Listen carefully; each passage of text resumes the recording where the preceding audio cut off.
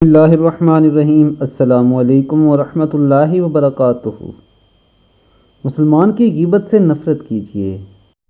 قیس بن ابی حازم رحمہ اللہ نے بیان کیا کہ سیدنا عمرو بن عاص رضی اللہ تعالیٰ عنہ اپنے چند ساتھیوں کے ساتھ جا رہے تھے کہ ایک مردہ خچر کے پاس سے ان کا گزر ہوا جو زیادہ دیر مردہ حالت میں پڑے رہنے کی وجہ سے پھول چکا تھا۔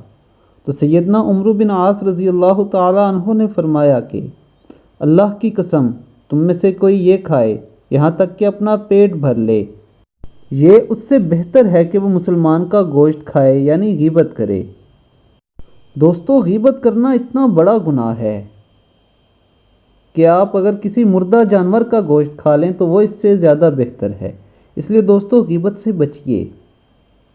اللہ تعالیٰ ہمیں دین اسلام کے مطابق زندگی گزارنے کی توفیق عطا فرمائے۔ اور اگر آپ نے ابھی تک میرے چینل کو سبسکرائب نہیں کیا تو میرے چینل کو سبسکرائب کریں اور بیل بٹن پہ کلک کریں۔